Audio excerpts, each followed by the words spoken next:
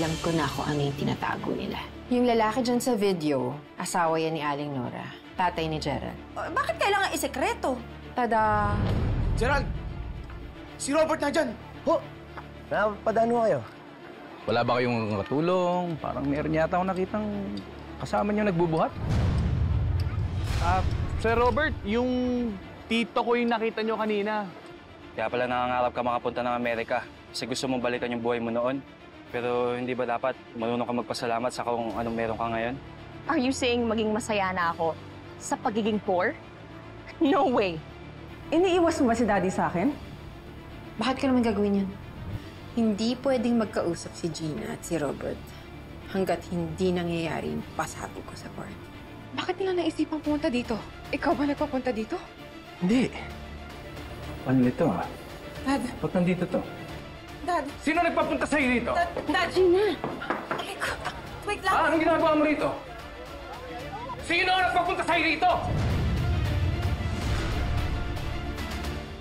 Bahayag ka talaga, no? Nagpunta ka rito para ano? Sirain itong event namin? Nananadya ka talaga eh, no? Bert, minaw ka! Hindi kami nagpunta dito para manggulo. Akala ko handa ka na makipag-usap eh. Andito siya para humingi ng tawad. Para makipag-ayos. Wala na tayong dapat pag-usapan pa.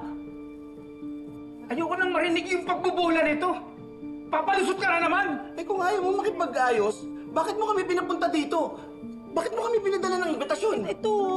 Ito! Imbitasyon. Baliw ka ba? Hindi ko gagawin yun. Bakit ako makikipag-ayos? Sa taong nanggago sa akin, ayoko na uling makita ang pagmamukha mo. Kahit na kailan! Naintindihan mo yan? No, kailangan ko Matagal lang inaantay ng tatay mo to. No, kailangan ko sabihin kay Daddy na pakinggan muna sila. Sandali, Gina! Alam mo, mabuti pa, tatawag na lang ako ng pulis. Papa-aresto kayo ng June na yan dahil nanggugulo siya dito, trespassing. Betsy, wag! Bakit, Gina? Hindi ka ba nagagalit na sinisira ng June na yan? Ito ang party na pinaghirapan mo? Ayaw mo bang maparusahan yung mortal na kaway ng daddy mo? Hindi yan ang solusyon, Betsy. Lalo lang lalaki ang problema. Teka, bakit parang pinagtatanggol mo si June? Hindi ba dapat kampi ka sa daddy mo? Kaninong side ka ba talaga? Huwag na kayo magtalo. Nakikita kayo ng mga bisita. Doon na lang tayo sa labas para makapag-usap kayo ng mahinahon. Sige na, June. Malis ka na dito. Malis ka na! Malis ka na. Baka meron pa akong magawa sa'yo. Di ko mapigilin ang sarili ko. Guard! Bert! Sandali. Bert, alam ko malaki kasalanan ko sa'yo, Bert. Pero gusto ko namang marinig mo yung sahig ko, Bert. Wala naman ako talagang planong takasan yung natraso ko sa'yo. Plano ko talaga nung humingi ng tawad sa'yo doon pa. Pero nagkaroon ako ng amnesia. Isang aksidente, kaya matagal ako nawala yun ng rason. Oo, tingin mo na. Patingin mo. Maniniwala pa ako sa'yo. Nadala na ako sa kasinungalingan mo. Hindi mo na ako mauuto. Guard! Labas nyo nga ito dito. Guard! Kung kinakailangan, kalad ka rin ninyo. Bakit ginagawang masama? Huwag niyong gawin yan! Ano ba? Huwag niyong gawin yan! Huwag niyong gawin yan! Oh, bakit hindi ka makasagot? May hindi ka ba sinasabi sa amin ng daddy mo? Alam mo, hindi ko kailangan magpaliwanag sa'yo. Teka lang. Bakit parang guilty ka? Anong sinisikreto mo, Gina? Ano ayaw mong sabihin? Sige, pupuntahan ko na lang yung daddy mo at sasabihin ko may tinatago ka para siya na lang magpaamin sa'yo. Betsy, tama na. Huwag ka nang makialam. Bert, alang-alang sa pinagsamahan natin, Bert. Bigyan mo naman ako ng isa pang pagkakataon. Teka lang naman. Bert, katuhan mo na ako, Bert.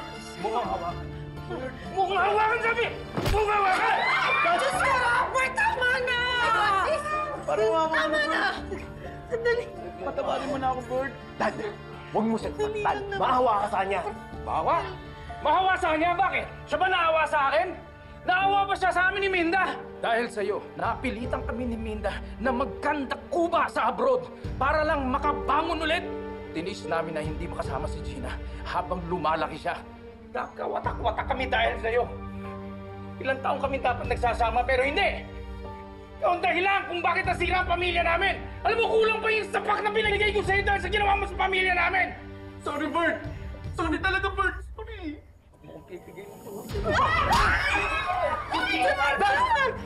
na! Sinabi, tama na! Please stop! Tama na!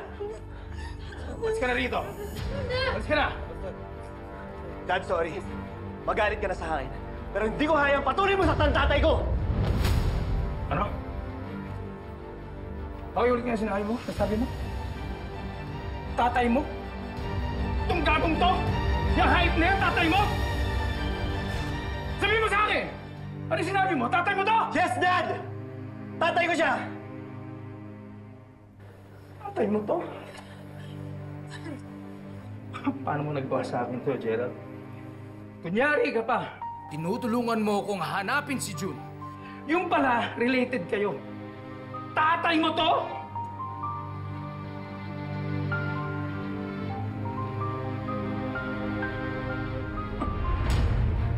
Dad, sorry. Kung ngayon ko lang sinabi sa'yo ito. Recently ko lang din nalaman na buhay ang tatay ko.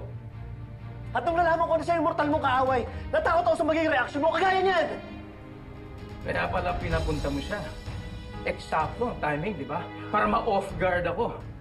Dad, hindi. Para makita ng mga tao dito. Wala na akong choice. Para patawarin siya, di ba? Ang dami tao di ba? Dad, hindi ho ganun. Wala ho akong intensyon na ganun. Maniwala kayo sa akin. Teka, Gina, eto ba yung hindi mo masabi sa akin kanina? What are you talking about? Eh kasi kanina, parang pinagtatanggol ni Gina yan si June. Parang bang may tinatago siya. Now it all makes sense. Gina, alam mo ba na tatay ni Gerald si June? Gina, anong ibig sabihin nito? May alam ko ba? May tinatago ka sa akin?